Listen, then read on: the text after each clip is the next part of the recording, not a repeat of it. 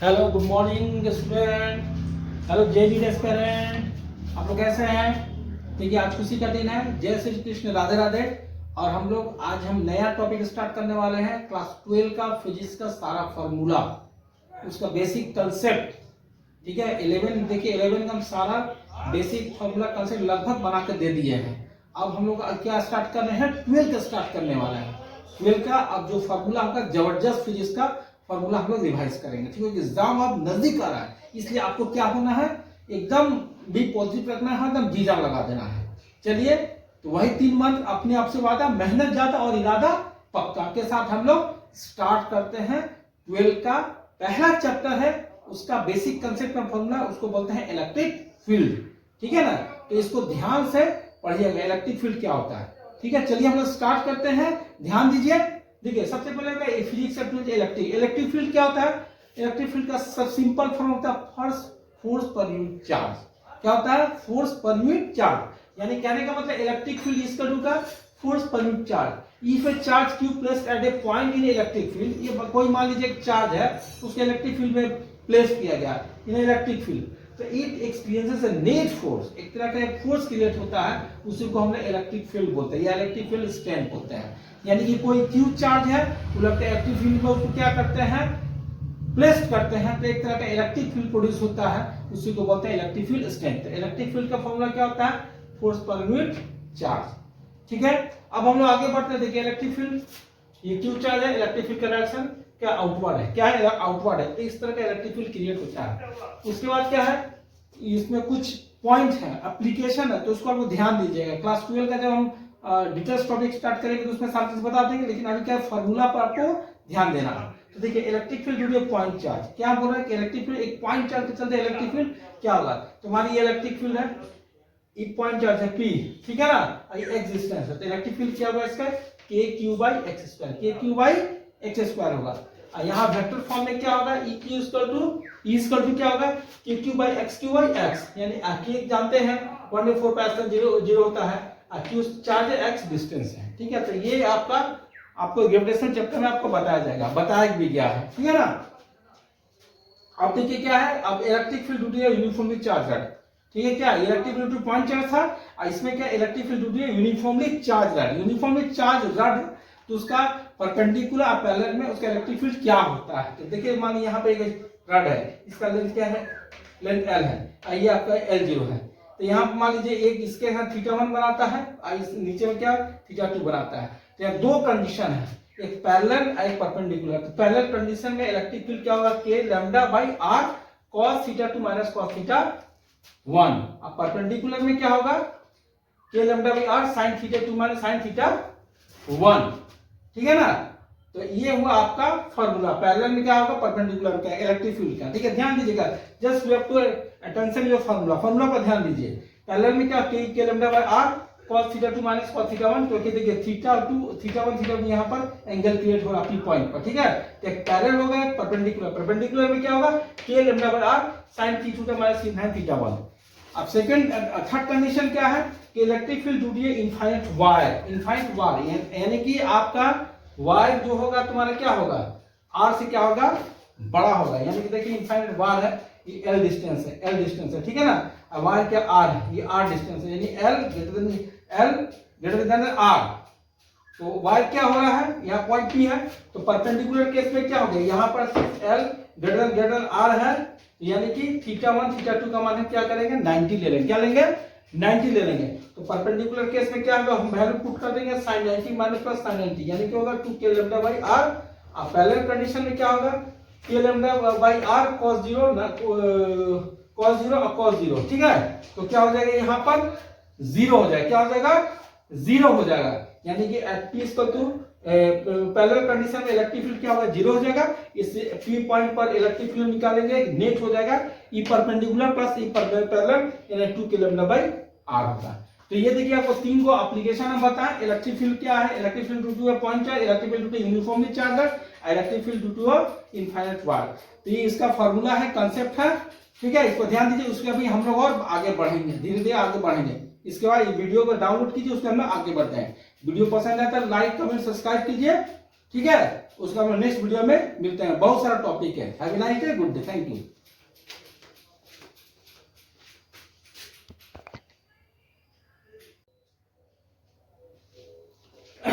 Hello, good morning student, how are you? I think we will be positive, you will be positive. अब देखिए, कहने का मतलब क्या है कि जीवन में वही सक्सेस लिखे, अपने आप से वादा, मेहनत ज्यादा, इरादा पक्का, ये बस 3 रूल है। और दूसरा बात है, देखिए इलेक्ट्रिक फील्ड का ये हम लोग जो चैप्टर स्टार्ट जा रहे हैं, रिमेनिंग पोर्शन इलेक्ट्रिक फील्ड, ये बहुत ही जबरदस्त चैप्टर है। इसको आप अगर खत्म कर लिए, समझ लिए, तो आधा फिजिक्स आपका खत्म। इसलिए ये फिजिक्स का 12 का सबसे इंपॉर्टेंट चैप्टर है, इसको ध्यान दीजिए। देखिए एग्जाम में क्या होता है ना, कंसेप्ट, एग्जाम में क्या होता है, कंसेप्ट से जीत होती है, फॉर्मूला रटनेस नहीं होता है। फॉर्मूला को आपको समझना पड़ेगा, न्यूमेरिकल को समझना पड़ेगा। और न्यूमेरिकल किस पर आधारित, कंसेप्ट पर आधारित।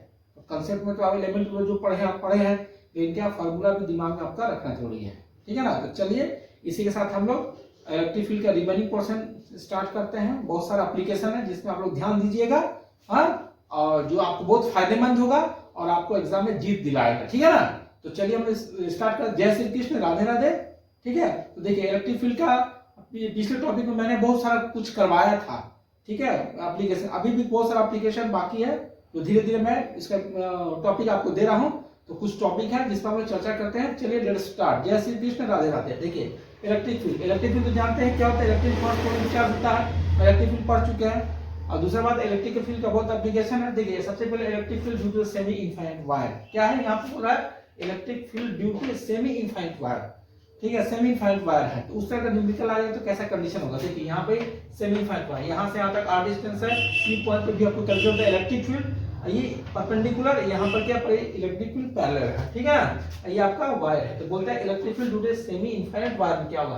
तो यहाँ पर θ1 का मान 90 degree.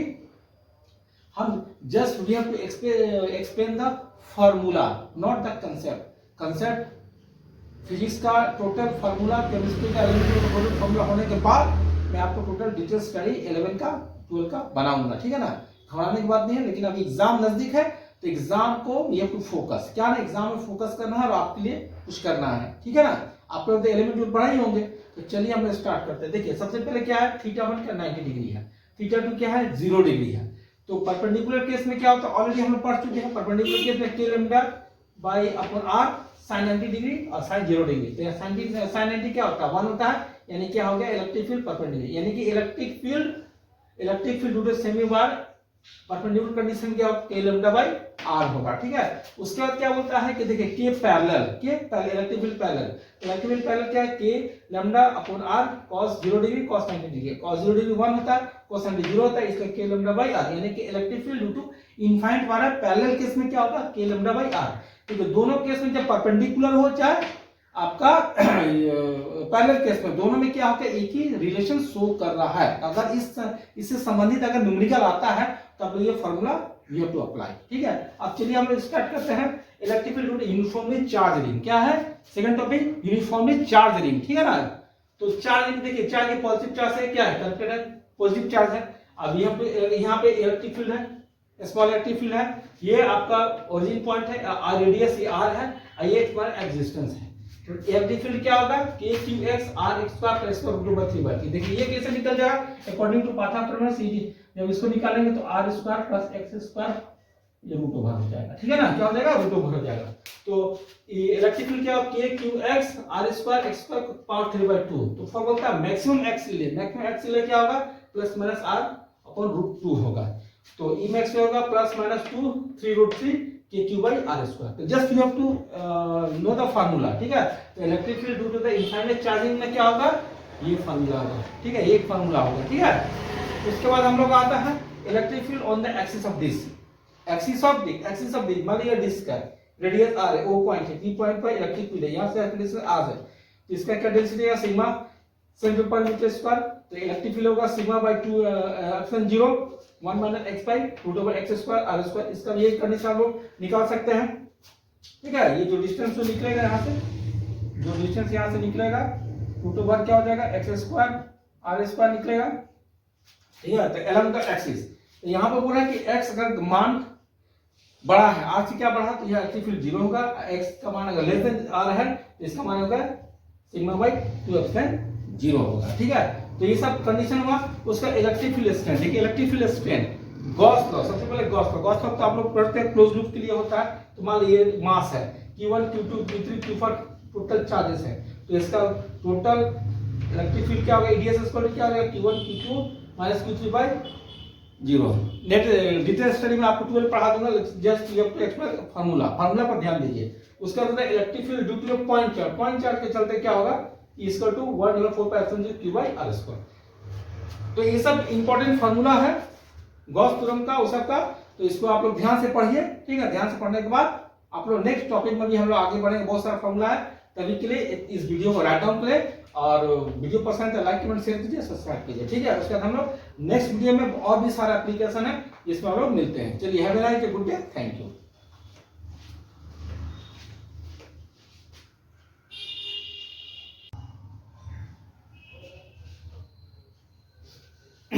Hello, good morning student, how are you? You think be ball positive. तो बस एक ही मंत्र याद रखिएगा, हमेशा मेरा एक ही मंत्र रहता है, अपने आप से वादा, मेहनत ज्यादा, इरादा पक्का। तो ये 3 मंत्र ही पर टिकना है और आपको आगे बढ़ना है। तो चलिए, जय श्री कृष्ण, राधे राधे। हम लोग आगे टॉपिक स्टार्ट करते हैं। कुछ एप्लीकेशन है इलेक्ट्रिक फील्ड का जो करना है। हाँ, स्टार्ट करते हैं। तो देखिए, सबसे पहले क्या है, electric field due to the along charge wire, ठीक है।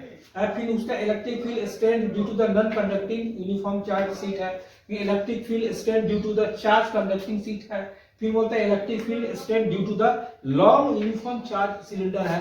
फिर बोल रहे uniform charge non conducting cylinder. तो ये सब सारा एप्लीकेशन है, ये सब का एप्लीकेशन होता है और हम लोग इसको डिराइव भी करते हैं। 12 का चैप्टर में दिया हुआ है, लेकिन अभी उससे हमको मतलब नहीं है, अभी एग्जाम नजदीक है। तो एग्जाम में हमको क्या करना है, न्यूमेरिकल बनाने के लिए इस सब कंसेप्ट को दिमाग में रहना जरूरी है। क्योंकि देखिए, इलेक्ट्रिक फील्ड क्या है ना, फिजिक्स का 12 का सबसे बहुत इंपॉर्टेंट टॉपिक है।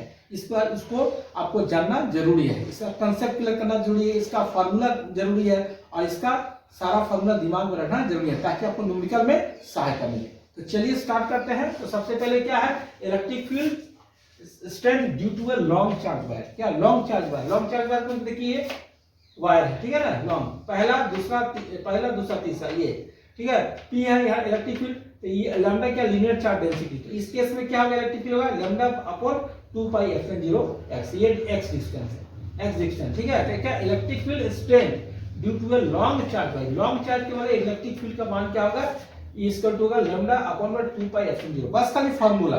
उसका दूसरा क्या है, electric field strength due to the non conducting uniformly charge, मतलब कि कंडक्टिंग नहीं है, नॉन कंडक्टिंग क्या चलते उसका क्या कंडीशन देखिए।